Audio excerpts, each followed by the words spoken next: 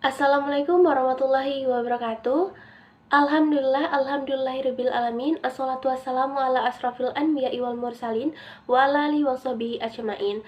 Pertama-tama saya ucapkan terima kasih kepada Bapak Hendrianto MA yang telah memberikan tugas ini kepada saya. Sebelumnya, perkenalkan nama saya Septi Rizkiana dari kelas S3C dengan NIM 2268147. Jadi dalam tugas kali ini saya akan menjelaskan mengenai transaksi jual beli online yang halal.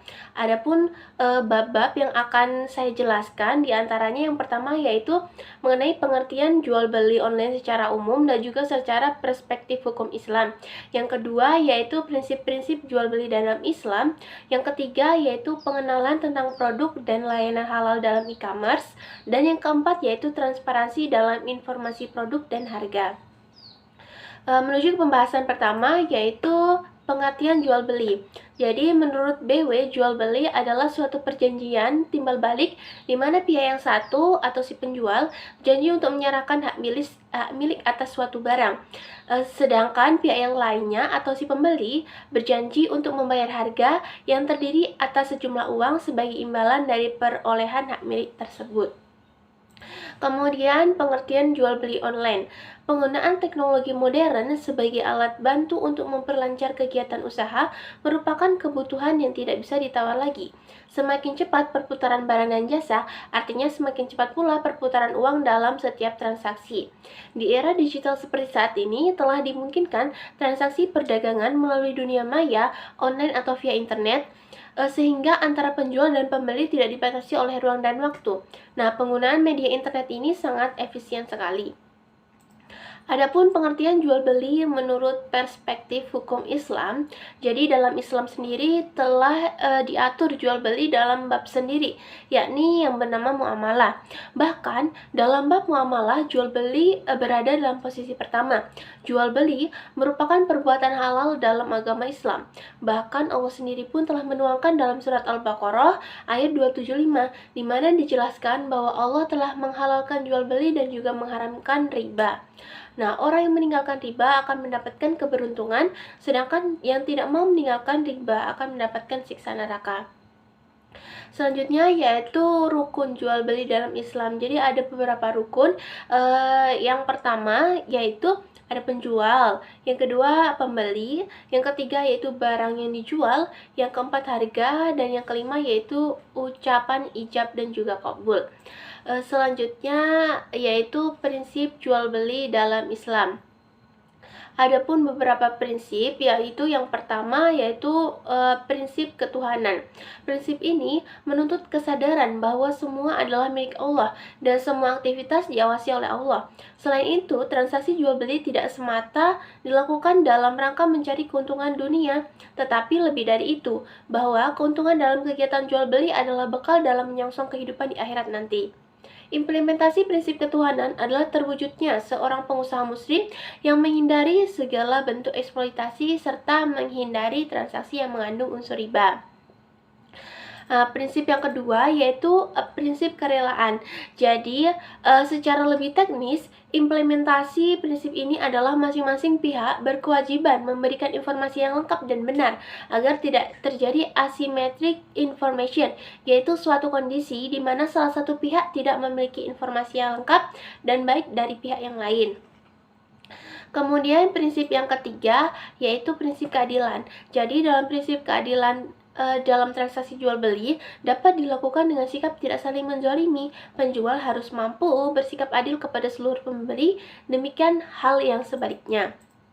Yang keempat yaitu prinsip kemanfaatan dan juga kemaslahatan. Jadi kegiatan jual beli harus memberikan kemanfaatan bagi pihak-pihak yang bertransaksi. Kemanfaat tersebut dapat berupa manfaat yang diperoleh dari objek atau barang yang diperjualbelikan maupun manfaat dari hasil kegiatan jual beli yang dilakukan.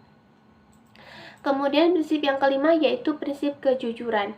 Penerapan prinsip kejujuran dalam transaksi jual beli dapat dilakukan dengan memberikan informasi secara objektif, benar, dan apa adanya serta menyeluruh.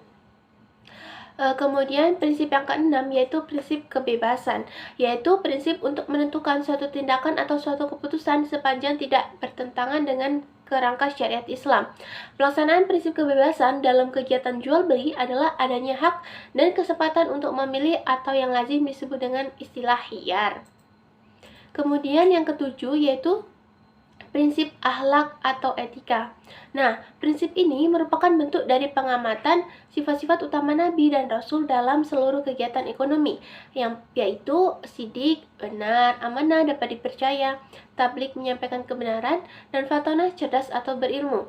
Akhlak adalah urat nadi kehidupan Islami termasuk dalam kehidupan ekonomi. Kemudian selanjutnya yaitu pengenalan tentang produk dan layanan halal dalam e-commerce.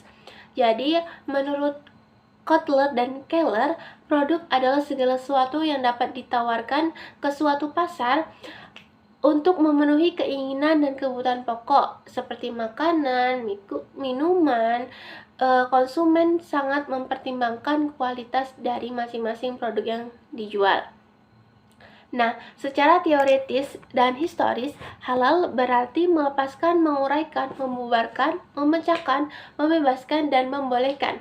Sedangkan secara terminologi, kata halal adalah sesuatu yang dengannya terurailah buhul yang membahayakan dan sebagai sesuatu yang bebas dari komponen yang dilarang bagi umat muslim untuk mengonsumsinya.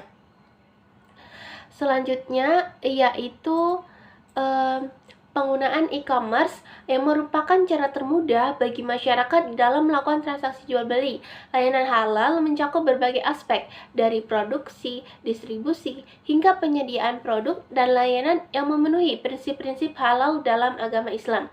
Nah, adapun layanan halal umumnya yang tersedia, yang pertama yaitu ada sertifikasi halal, pangan halal, pariwisata halal, kosmetik dan perawatan pribadi yang halal, pendidikan dan pelatihan halal, teknologi halal, dan yang terakhir ada media dan informasi halal.